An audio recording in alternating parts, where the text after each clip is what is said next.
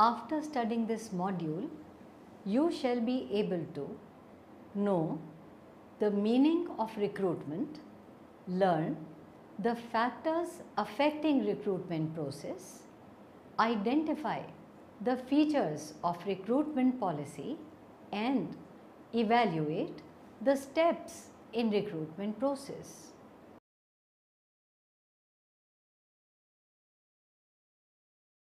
We shall commence our discussion by studying about recruitment first. Recruitment, as the name suggests, means attracting candidates, which is primarily a matter of identifying, evaluating, and using the most appropriate source of applicants. This is what has been said by Michael Armstrong. Another definition by Edwin Flippo is recruitment is the process of searching for prospective employees and stimulating and encouraging them to apply for jobs in an organization.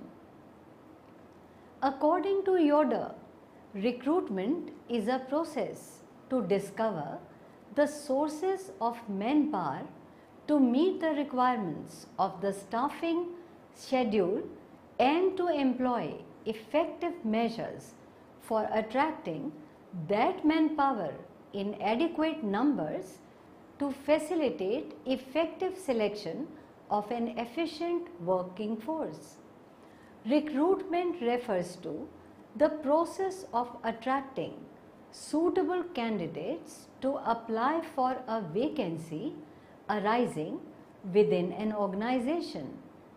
When an organization needs individuals with certain skills sets, it taps the market. It may require individuals to join the organization to supplement the existing skill or complement the existing skills. In both the cases, after careful job analysis and manpower planning in an organization, the organization develops a candidate profile. This comprises of the technical skill sort and the attitude. Depending upon the status of the job market, an organization deploys its sources of recruitment such as company website, search agencies, headhunters, campus placement, newspaper advertisements, and others. The primary function of these sources is to identify the right kind of people for the vacancy and then motivate them to apply to the organization.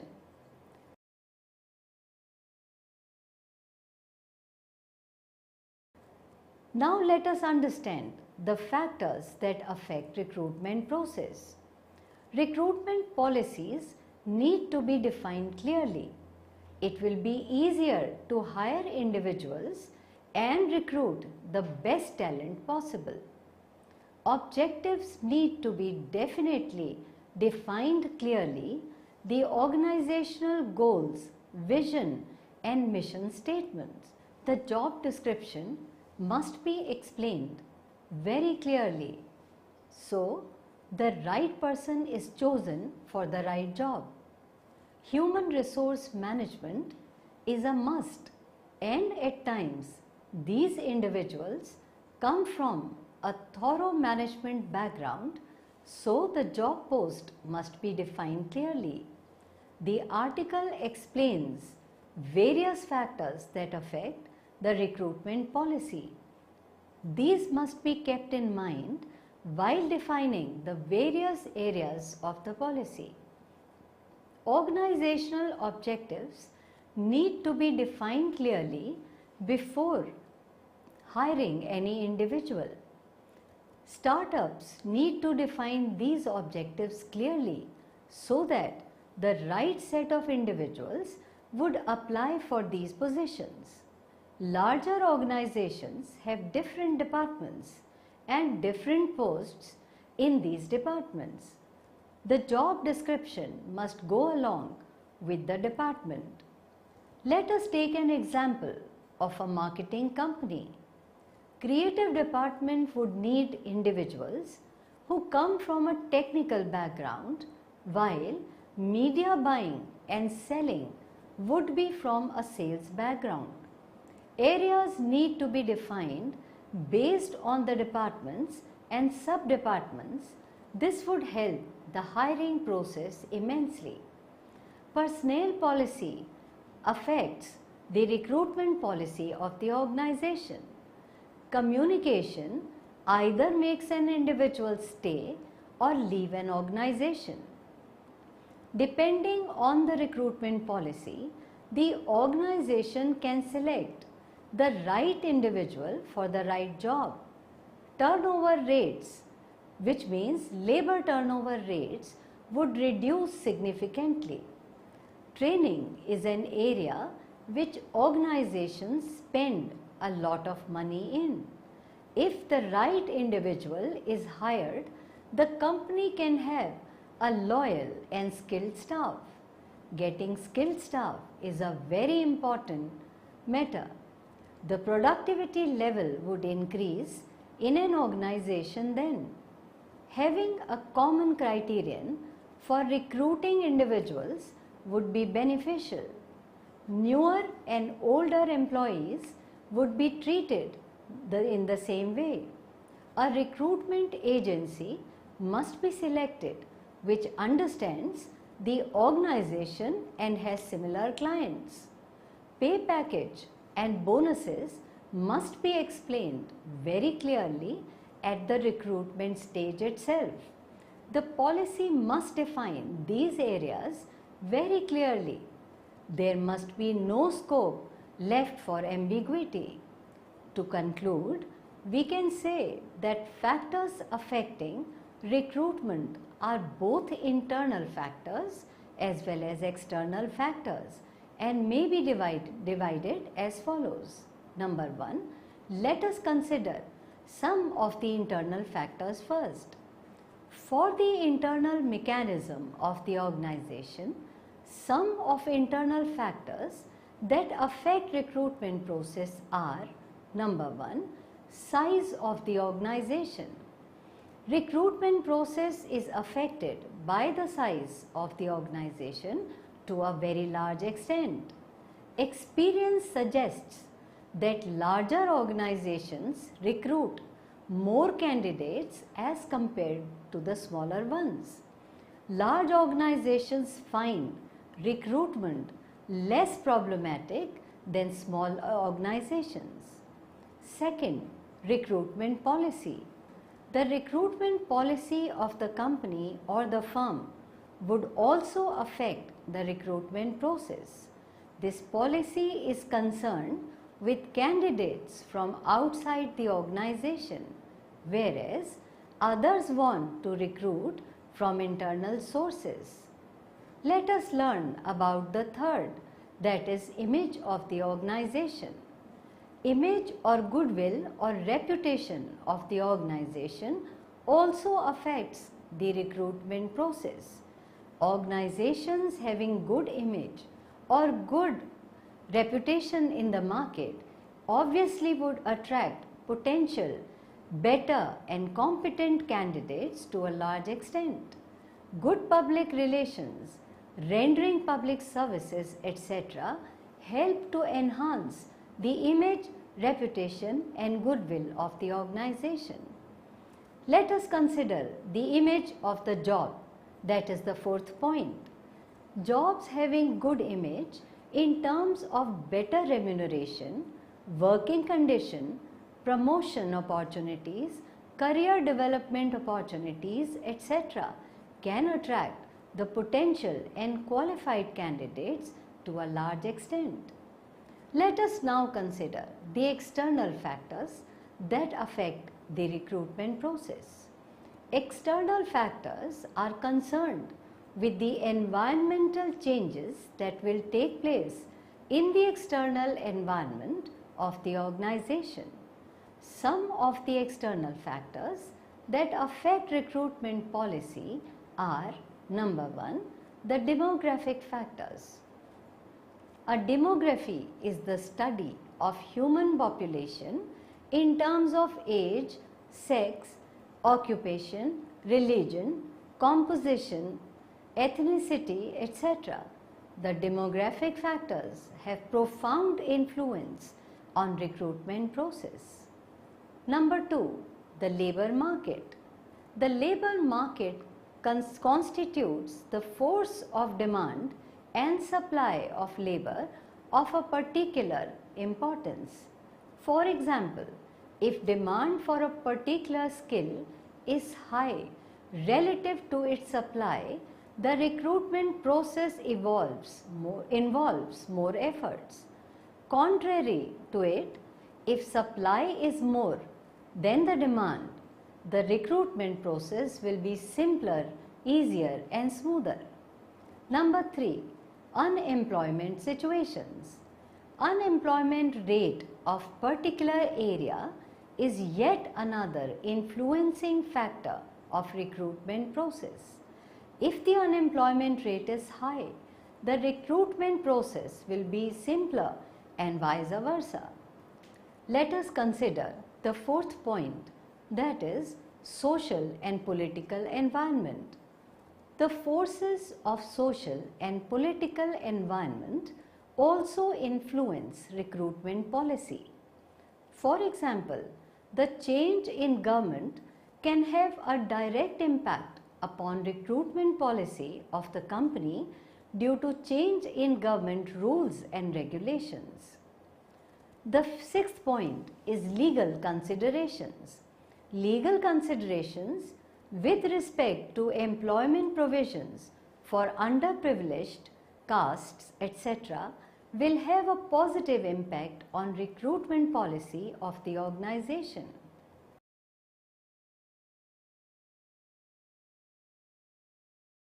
Let us now understand the features of recruitment policy. Some of the features of recruitment policy are: number 1, recruitment is a process or series of actions. Number 2, it is a linking activity as it brings employer and prospective employees together. 3, it is a positive function. 4, the basic function of recruitment is to locate the sources of people required to meet the job requirements. 5, it is a pervasive function.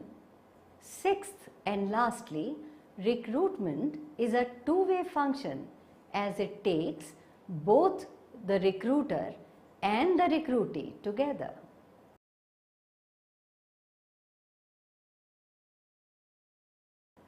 Let us now know the various steps involved in recruitment process. The recruitment process consists of several steps such as: step 1, let us know what is a job. Gather information about the nature of the job.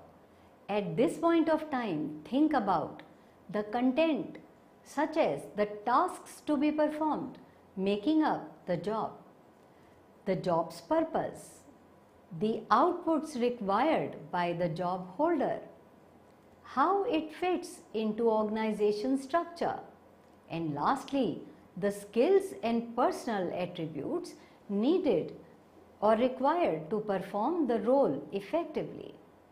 This analysis can form the basis of a job description and person specification. Then will obviously come the step number 2. Under step number 2, we prepare a job and person profile. A person specification or job profile states the necessary and desirable criteria for selection. Increasingly, such specifications are based on a set of competencies identified as necessary for the performance of job. These include skills, aptitude, knowledge and experience. qualifications, which should be only those necessary to carry out the job, unless the candidates are recruited on the basis of future potential. For example, graduates, persons, qualities relevant to the job, such as the ability to work as part of a team, and the document formed from the person specification can then be used to inform the criteria you use to shortlist the applicants. Let us now know the third step, that is finding candidates. Candidates can be found through various methods. From the internal methods, we have staff referrals, succession planning, secondments, and job sharing. It is important not to forget the internal talent pool while recruiting. Providing opportunities for development and career progression is an important factor for employee retention and motivation. There are external methods of recruitment too. There are several options available for generating interest from individuals from outside the organization, such as the online recruitment, press advertisements, networking, and open days. Advertisements remain the most common means of attracting and recruiting. Advertisements should be clear and indicate the requirement of the job, necessary and desirable criteria for the job applicants, that is, to limit the number of inappropriate applicants received, nature of the organization's activities, job location, reward package, job tenure, for example, the contract length, and lastly, details of how to apply. Advertisements should be genuine and relate to a job that actually exists. They should appeal to all sections of the community using positive visual images and wordings. The step 4 involves managing the application process. There are two main formats in which applications are likely to be received: the curriculum vitae, that is CV, or application form. It is possible that these could be submitted either on paper or electronically, and the use of e-applications, that is internet, intranet, and email, is now part of mainstream recruitment practices. Let us consider the application forms. Application forms allow for information to be presented in a consistent format and therefore make it easier to collect information from job applicants in a systematic way and assess objectively the candidate's suitability for the job. The CV, that is curriculum vitae. The advantage of CV is that it gives candidates the opportunity to sell themselves in their own way and do not have the restrictions of fitting information into boxes as often happens in case of an application form. However, CV makes it possible for candidates to include lots of additional irrelevant material which may make harder to assess consistently. Fifth step involves selecting candidates. Selecting candidates involves two main processes: shortlisting and assessing applicants to decide who should be made a job offer. Shortlisting. The process of shortlisting involves slimming down the total number of applications received to a short list of candidates you wish to take forward to the more detailed assessment phase of the selection process. When deciding who to shortlist, it is helpful to draw up a list of criteria using the person specification. Each application can then be rated according to these standards, or a simple scoring system can be used. Let us now consider assessment. A range of different methods can be used to assess candidates. These vary in their reliability as predictor or performance in the job, in their ease and expense to administer. Typical methods include general interview, competency-based interview, intro exercise, role play, presentation. Let us consider step 6, that is making the appointment. Under appointment, let us talk about contract. Offers of employment should always be made in writing, but it is important to be aware that an oral offer of employment made in an interview is as legally binding as a letter to the candidate. References. A recruitment policy should state clearly how references would be used, when in the recruitment process they will be taken up, and what kind of references will be necessary.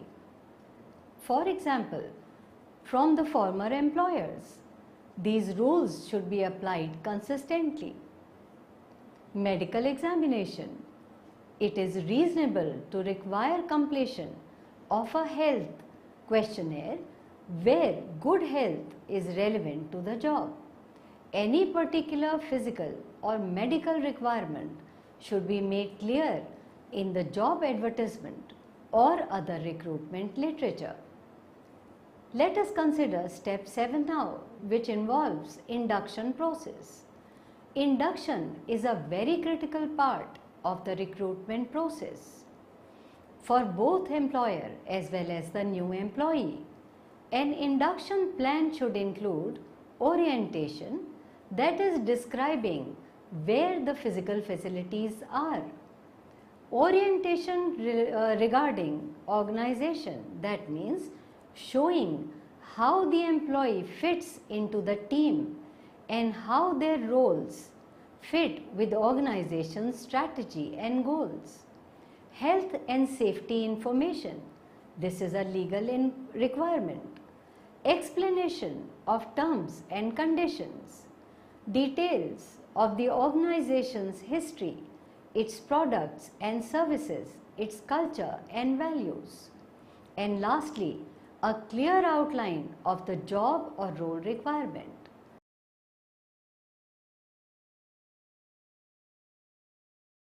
Let us now recapitulate what we have studied so far.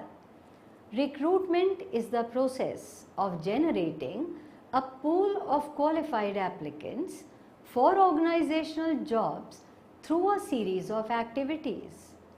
Recruitment must be viewed strategically, and discussions should be held about the relevant labor markets in which to recruit. The applicant population is affected by recruitment methods, recruiting message, applicant qualifications required, and administrative procedures. A growing number of employers are turning to flexible staffing, which makes use of recruiting sources and workers who are not employees. Using temporary employees and employee leasing are two common approaches to flexible staffing. The recruiting process begins with human resource planning and concludes with evaluation of recruiting efforts. Both HR staff and operating managers have responsibilities in the process. Recruiting is subject to some legal constraints, including avoidance of disparate impact, compliance with the EEO requirements and affirmative action plans, and use of non-discriminatory advertising. Efforts should be made to recruit a diverse workforce, including older workforce, individuals with disabilities, and individuals who are racial, ethnic minorities. Current employees, former employees, and previous applicants are the most common internal sources available. Recruiting efforts should be evaluated to assess how effectively they are being performed. Recruiting evaluation typically includes examining applicant quality and quantity, the time necessary to file openings, and the costs and benefits of various recruiting sources.